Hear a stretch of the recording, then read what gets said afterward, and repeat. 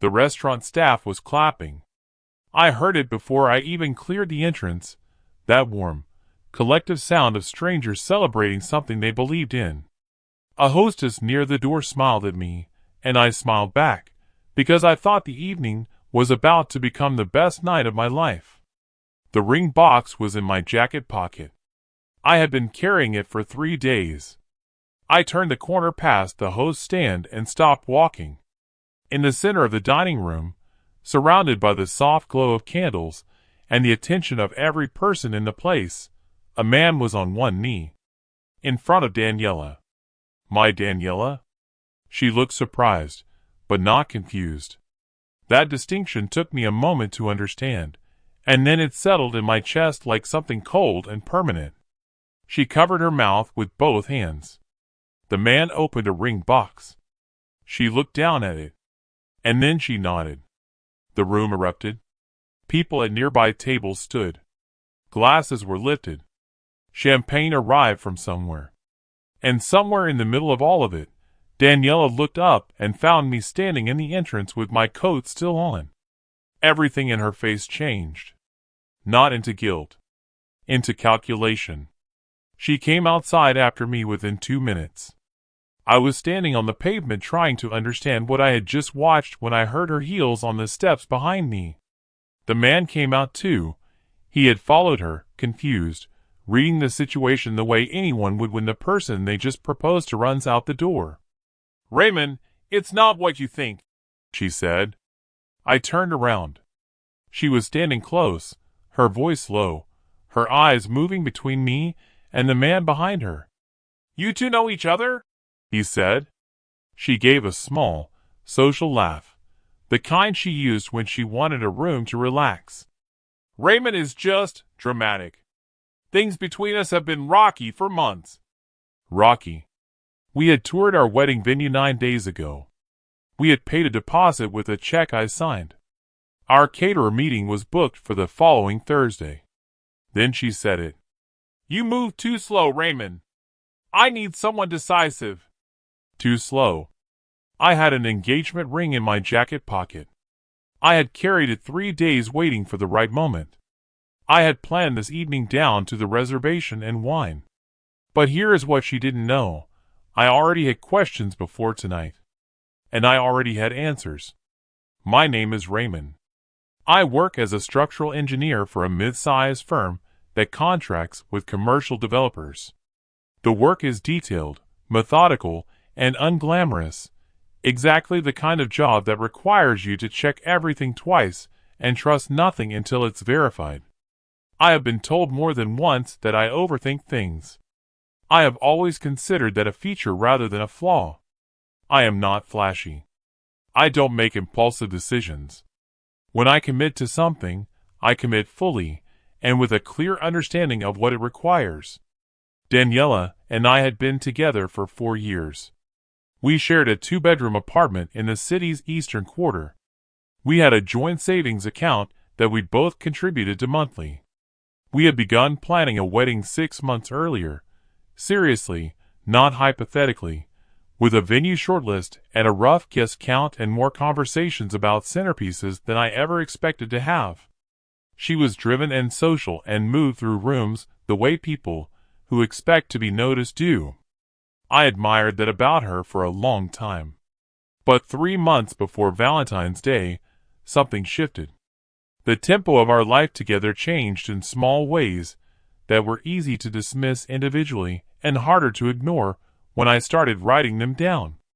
The wedding planning had accelerated in the final months before Valentine's Day, and almost all of it came from Daniella's direction. She was the one who identified venues, arranged tastings, scheduled consultations. I was supportive and present at every meeting. When she said we needed to upgrade the photography package from the original quote, I agreed. When she decided the original venue wasn't significant enough and found a better one at a higher price point, I agreed. When the upgraded florals came in 30% over the original estimate, I agreed. I sold my motorcycle to cover the photography package. I increased my work hours and move funds from my personal savings into our joint wedding account to keep pace with what was being planned. She posted couple photos on her social media regularly, filtered, composed, tagged with captions that positioned us as aspirational. "Forever loading" was the last one before Valentine's night. It got over 300 responses. I remember watching her read them, and smiling at her phone, and thinking it was happiness. What I was slow to understand was that not all of what was making her smile was about me. She was always texting someone, and always smiling when she did. I had noticed. I just hadn't known yet what it meant. The pattern became clearer over the 3 months before Valentine's Day, and I began keeping track. New gym membership, purchased without mentioning it, despite us having had a conversation about cutting discretionary spending to preserve the wedding fund. Late, planning meetings, with a vendor coordinator whose name and number she never shared. A private Instagram story archive she set up quietly. I noticed it when the setting changed and her posts stopped appearing in my feed. Her phone developed a new lock sequence that I hadn't seen her set. When I asked her once, carefully, who Marcus was, I had seen the name appear in a text notification while we were cooking dinner. She turned to me with a particular expression she used when she wanted to make a question feel unreasonable. "God, Raymon, you're paranoid," she said. And she went back to what she was doing. So I stopped asking. But I didn't stop observing. I was an engineer. Observation and documentation were second nature to me.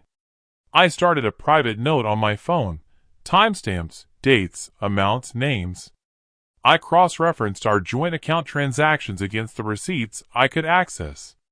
The numbers, as numbers always do, began to tell a story. And the story didn't match what she had been telling me. The wedding account discrepancy was what turned my suspicion into something concrete. We had agreed at the start of the planning process to contribute equally to the joint account, a set amount each month, automatic. I was disciplined about it. I checked deposits the way I checked everything, regularly and carefully. The total was $18,000 lower than it should have been based on our contribution timeline. I went through the full transaction history line by line. The missing funds had been transferred in increments over 4 months, small enough individually to avoid automatic flags, but clear in aggregate once you were looking. Each transfer was labeled Event Consulting. Each one went to a private account not linked to any vendor in our shared planning file. I ran the account number through a business registry search. The account was registered under Marcus Hale, the same man who was now apparently engaged to my girlfriend. I sat with that information for a long time. Not in shock, in the cold, specific clarity that comes when a theory you have been building for weeks gets confirmed by hard evidence. I wasn't heartbroken anymore. That feeling had been replaced by something much more focused. I opened a new file on my laptop and started building a proper record. Engineer's research. That is not a tendency, it is a reflex. Once I had Marcus Hale's name connected to a financial account that my money had been flowing into, I treated it as a problem to be analyzed. I spent 2 evenings pulling together everything that was publicly available. The picture that emerged was not flattering. Marcus had been named as a director in 2 LLC registrations, one in the city, one in a neighboring state. Both had been dissolved. Both had outstanding debts recorded in the state business registry. Neither had produced any verifiable business output that I could trace. He was not a consultant. He was not a successful businessman. He was someone who knew how to present well and move quickly. Then I found something that reframed everything. A former co-worker of Daniella's, a woman who had left the company 2 years ago, had been in a relationship with Marcus Hale. I found references through a professional networking profile and a comment thread on a photo that had since been deleted, but still cached. This was not a man who had appeared in Daniella's life accidentally. This was a pattern. She had known who he was. She had made a deliberate choice. And then I found the venue contract. The contract was in a shared folder on the cloud drive Daniella and I had been using for wedding planning documents. I had access because we had set the folder up together. I doubt she remembered that. She had gone back to our original venue, the upgraded one, and signed an amended contract adjusting the package a second time. The upgrade was significant. It increased the final balance by over $11,000. She had signed it without discussing it with me. She had listed the method of payment as a draw from the joint account. And in the section of the contract reserved for emergency contact, the person the venue would reach if the primary contact was unavailable, she had written Marcus Hale's name. Not mine. Marcus Hale. I printed the contract and read it 3 times, checking every line. Every word said what it appeared to say. I sat at my desk for a long time that evening, looking at the printed pages. Then I picked up my phone and called Attorney Patel, who had been referred to me by a colleague 18 months earlier for a property dispute that had since resolved. I hadn't needed her then. I needed her now. I made an appointment for the following Tuesday. After the Valentine's night restaurant scene, Daniella built her narrative quickly. She was good at that, always had been. She understood social dynamics, and knew how to frame events before anyone else could. Within a day, she had begun reshaping the story among our shared circle. I heard through 2 friends who were uncomfortable enough to tell me directly. The version she was telling was this: we had been essentially over for months. She had stayed out of loyalty until it became impossible. She had found someone more compatible and was moving forward. She posted cryptic quotes on her social media about choosing yourself and not waiting for people who weren't ready. She left our couple photos up, a choice I noticed and filed away, because it served her to appear sympathetic rather than guilty. Marcus posted their engagement photo publicly. Bold. Confident. The 2 of them smiling, the ring visible, a caption about new beginnings. They both believed the situation was settled. They believed I would absorb the loss and move quietly on. What neither of them knew was that the venue contract, signed without my authorization using our joint funds, required both our signatures for the final payment to be released. Without mine, nothing could proceed. The venue contract clause was something I had noticed during an earlier review of the original paperwork. One of those details you file away without necessarily knowing why. In the amended contract Daniella had signed, the clause was still present. Final payment authorization required confirmation from both named parties on the account, as the funds were designated joint. I had not signed the amendment. I contacted the venue coordinator directly 2 days after Valentine's night and confirmed my understanding of the clause. She verified it. Without my written authorization, the final payment, which would lock in the date and the full upgraded package, could not be processed. I told her politely that I was not in a position to authorize it at this time. Daniella called me the following evening. Her voice had the sharp pitch of someone whose plan has encountered an obstacle she didn't account for. "You're ruining my wedding," she said. I said, "Our wedding." Silence followed. A long pause I recognized as the sound of recalculation. She had been so certain of my response that she hadn't prepared for any other. That certainty had been her first significant mistake. This was the first crack. Small, but real. And what was coming next would be considerably more significant. The venue released the date 14 days after Valentine's night. Without the final payment, the booking lapsed according to the terms of the contract, terms Daniella had agreed to when she signed the amendment. The original non-refundable deposit was forfeited. $9,000 gone. She called me twice that morning. I didn't answer. She sent 3 messages. I read them all and saved them. From what I heard through a mutual friend, the conversation between her and Marcus that afternoon was not calm. He had promised her a wedding. He had presented himself as someone capable of delivering what I, apparently, could not. Now he was being asked to fund a replacement venue at short notice, and the financial reality of that request was running directly into the reality of his actual financial position, which was, as my research had confirmed, considerably less impressive than his presentation. He had made a promise based on a plan that assumed my money would remain available to underwrite it. Without my signature, without access to the joint account, without the venue deposit covering the foundation of the arrangement, the plan had no working parts. Level 1 had landed cleanly. But the more significant development was already underway in Attorney Patel's office, where the full account audit was being prepared. The joint account freeze was processed through a formal legal request. Attorney Patel had reviewed the transaction history I had compiled and confirmed that the pattern of transfers to Marcus Hale's account, labeled consistently as Event Consulting, with no corresponding vendor contract or service documentation, met the threshold for a civil misappropriation claim. The freeze was applied pending investigation. When the forensic review of the full account history was completed, the total figure came to $26,000. Not $18,000, as I had initially calculated.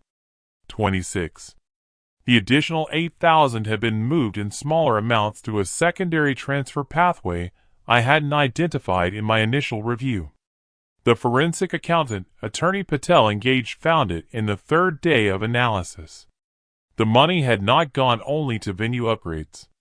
A significant portion had funded hotel stays in 2 cities, flights, and what the transaction records described as gifts, all during the same period when Daniella had been telling me she was attending vendor meetings and planning consultations. She had not cheated on me emotionally and then financially. She had cheated financially first, systematically, over months, while we were still actively planning a wedding she apparently never intended to follow through on. That understanding changed how I looked at everything before it. Marcus contacted me directly on a Thursday morning. His message read, "She told me you two separated finances months ago, and accounts were already being divided. Can we talk?" I replied that we could. He came to my office that afternoon.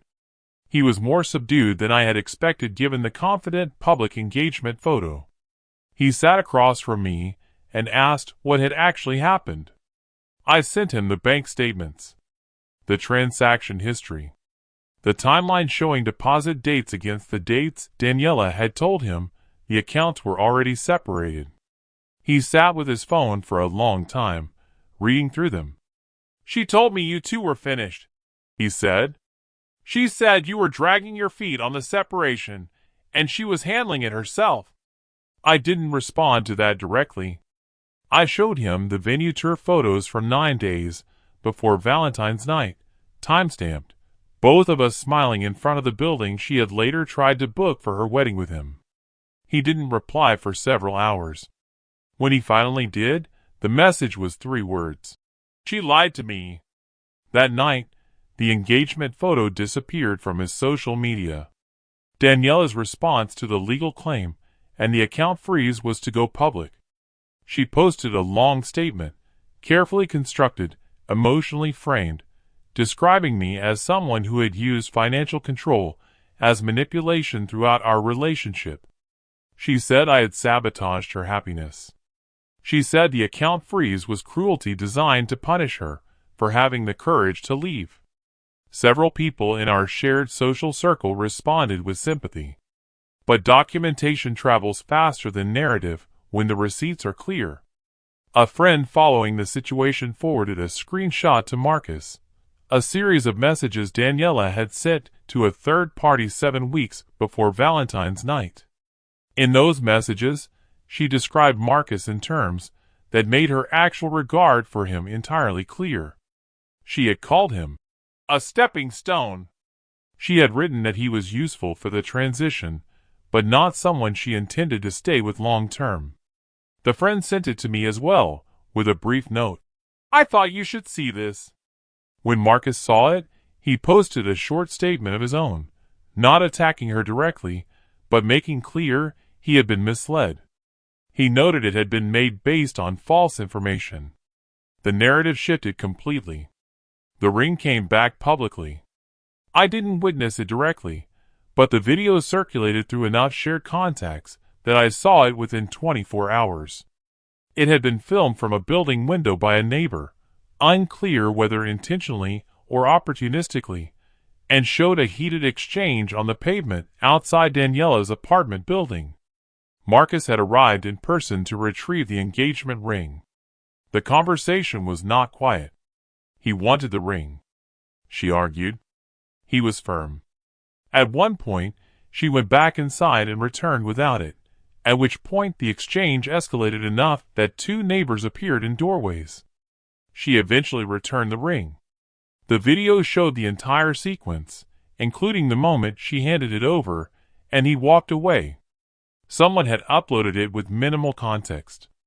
By the time I saw it, it already had comments, most of them filling in details the video didn't provide, based on what had been circulating through connected social networks. The story people were now telling was not the one Daniella had written. She was no longer the woman who had bravely chosen her happiness. She was the woman whose engagement had lasted 17 days before the man she had chosen demanded his ring back. Level 2 had completed itself without any action required from me. Attorney Patel filed the formal claim on a Wednesday. The demand letter documented the full $26,000 in transferred funds, provided the account trail showing each transaction, and outlined the civil liability framework applicable to the misappropriation of joint account funds that had been contributed by both parties for a specific, agreed purpose and redirected without the other party's knowledge or consent. Daniella's first response, relayed through a mutual contact, was that she thought the claim was performative, that I was doing it for effect and would drop it once I felt the point had been made. That response told me something important. She still believed she understood my motivations and could predict my behavior. She was operating on an outdated model of who I was. Attorney Patel sent a follow-up letter 2 weeks later, attaching the forensic accountant's full report. The document was detailed, precise, and entirely resistant to the kind of reframing that had worked for Daniella in social contexts. This was not drama. This was civil liability. When the follow-up arrived, she called Attorney Patel's office directly. The call lasted 11 minutes. When it ended, Daniella contacted her own attorney for the first time. The legal chapter had opened. The social reversal happened in stages, and each arrived faster than the last. The first shift came from Marcus's ex, a woman who had dated him in another city, whose story I had found during my initial research.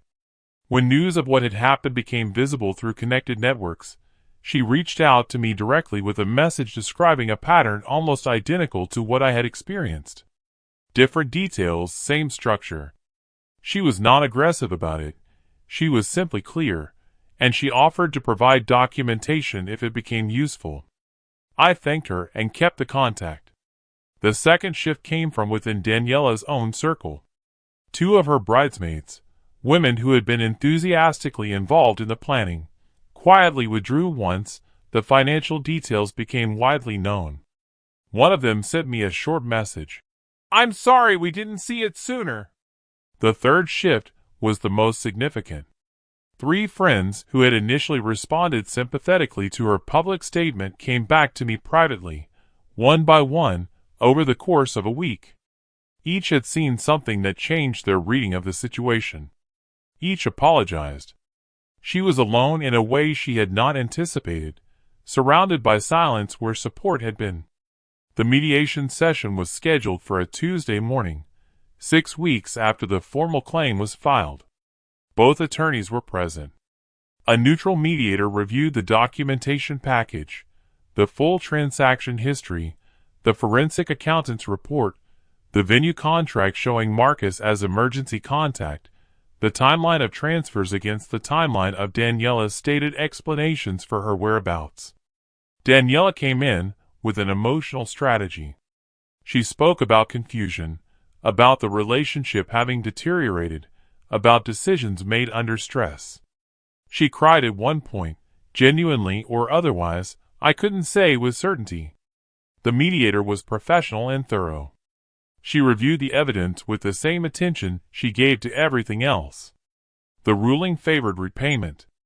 A formal schedule was established requiring Daniella to repay the $26,000 over an agreed period, drawn from her personal accounts. The joint account was to be formally dissolved, and the remaining balance distributed according to documented contribution. The mediator made one comment as the session closed, addressed to both parties, but clearly relevant to one of us. Financial agreements between partners require transparency, she said. This situation might have been prevented by honest communication at its earliest stages. It was the most diplomatic way possible to say what the documents had already made plain. Level 3 was official. I moved out of the shared apartment the week after mediation. The lease had been in both our names, and by mutual agreement through our attorneys, I was released from it in exchange for foregoing any claim to the furniture and shared household items. I took my personal belongings, my work equipment, and the documents I had been keeping. I found a smaller place on the opposite side of the city. 1 bedroom, a separate room I converted into a home office, a view of nothing in particular. It was quieter than anything I had lived in for 4 years. The quiet was unfamiliar for about a week. After that, it became something I didn't want to give up. The side engineering consultancy I had been putting off starting for 3 years. There was always a reason to wait, always something in the shared life that absorbed the available time and energy, now had no competition for my attention. I had a project management system, a professional profile updated for independent contracting, and a list of former clients and professional contacts I had been meaning to follow up with. Without the background noise of a complicated shared life, I could think in a straight line again. I started making calls. 6 months after the mediation, the consultancy had 2 signed contracts. They were not large projects, not yet, but they were legitimate, well-scoped, and profitable at a margin my full-time salary had never matched. One was a structural assessment for a developer I had worked with in a previous role. The second was a review project for a regional infrastructure firm whose project lead had been waiting, he told me, for me to go independent. I cleared the debt from the legal proceedings within the first 4 months. By the 6th month, my personal savings had been rebuilt to a figure that exceeded where they had been before I started contributing to the wedding account. The wedding fund, my portion recovered through the repayment schedule, sat in a separate personal account I had opened immediately after mediation. I had labeled it with a placeholder name while I figured out what I actually wanted to do with it. I left it alone for now. There was no urgency. I was free of urgency in a way I hadn't been in years, and I was learning to treat that freedom as an asset rather than a gap. Then, as the universe tends to do when you stop watching for it, something unexpected arrived. The repayment schedule defaulted in the 3rd month. I learned through attorney Patel, who received the formal notification.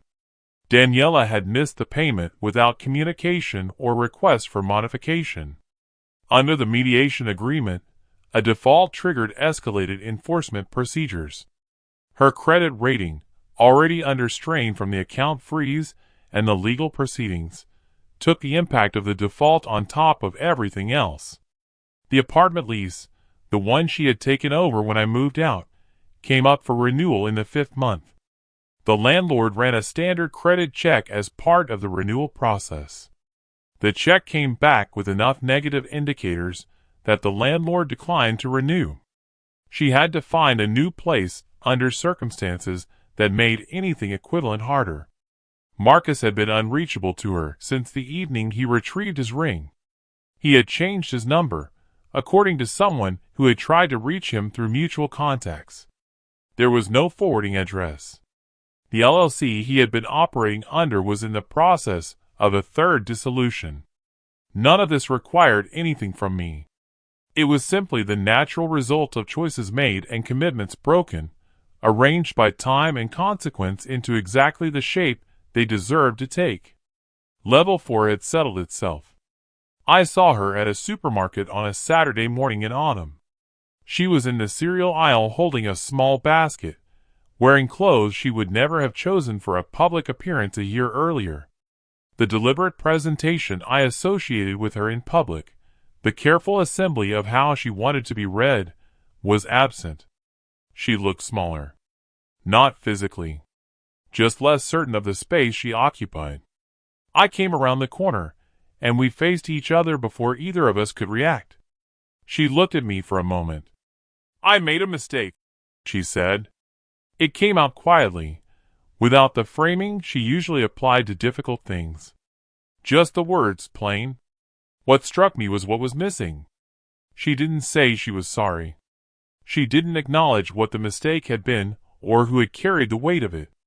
She said it the way you describe stepping on the wrong train.